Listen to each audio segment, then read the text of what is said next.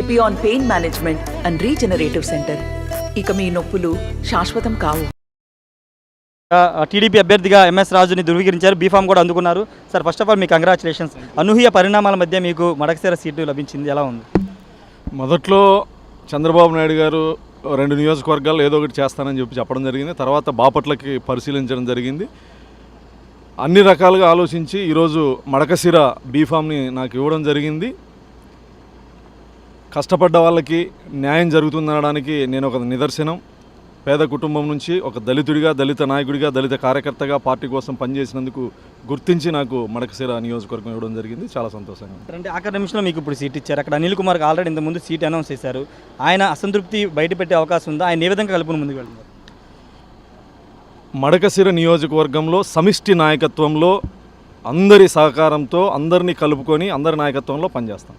అంటే మీరు 5 ఏళ్లుగా అనేక పోరాటాలు చేశారు, ప్రభుత్వం మీద అనేక విధాలుగా ఫైట్ చేశారు. ఇప్పుడు ఈ ఫైటింగ్ కానీ లేకపోతే మీరు చేసిన పోరాటానికి లభించిన గుర్తింపు అనుకోవాలి. అంతే కదా సోదరా. ఖచ్చితంగా రాజకీయ పార్టీలు రకరకాల కోణాల్లో ఆలోచించేటప్పుడు నాలాంటి సామాన్య కార్యకర్తకి, పోరాటం చేసిన వాళ్ళకి గుర్తింపుగానే దీన్ని భావించవచ్చు. ఫైనల్గా గెలుపు అవకాశాలు ఏ విధంగా ఉండే అవకాశం ఉంది? ఖచ్చితంగా మడకశిర నియోజకవర్గంలో గ్రామీణ స్థాయి నుంచి రాష్ట్ర స్థాయి వరకు మండల నియోజకవర్గ అందరి నాయకుల్ని కలుపుకొని ఖచ్చితంగా మడకశిర నియోజకవర్గంలో విజయకేతనం ఎగరేస్తాం. అనంతపురం జిల్లా క్యాండిడేట్ల మీద మీ అధ్యక్షుడు విమర్శలు చేశారు. లారీ డ్రైవర్ అని, లేకపోతే అలా వాళ్ళకి టికెట్లు ఇచ్చారని ఒక విమర్శలు చేశారు. దాని ప్రభావం ఉండే అవకాశం ఉంది?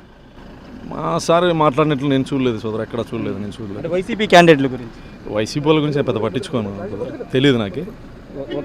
All the best sir. Thank you. మొత్తంగా అయితే ఖచ్చితంగా అది కష్టానికి తగిన గుర్తింపు అని చెప్తున్నారు ఎంఎస్ రాజు. ఆఖరి నిమిషంలో సీటు కేటాయించడం పట్ల సంతోషం వ్యక్తం చేస్తున్నారు. మొదటి బాపట్ల ఇస్తారని చెప్పారు, కానీ తర్వాత అక్కడ ఆల్టర్నేటివ్ ఇవ్వాల్సి వస్తడం వల్ల ఇప్పుడు మడకశిర కేటాయించారు ఎంఎస్ రాజు చెప్తున్నారు. ఏదేమైనప్పటికీ మార్పులో భాగంగా మడకశిర అనిల్ కుమార్కి సీట్ ఇచ్చినప్పుడు ఇప్పుడు ఆయన స్థానంలో ఇప్పుడు ఎంఎస్ రాజు సీట్ ఇవ్వడం పట్ల ఆయన కూడా హర్షం వ్యక్తం చేస్తున్నారు. Camera person ప్రసాద్తో Rayesh RTV, Undavalli నుండి. మరిన్ని వీడియోస్ కోసం ఛానల్ ని సబ్స్క్రైబ్ చేయండి. లేటెస్ట్ అప్డేట్స్ కోసం వాట్సాప్ ఛానల్ ని ఫాలో చేయండి. అండ్ లింక్ డిస్క్రిప్షన్ లో ఉంది.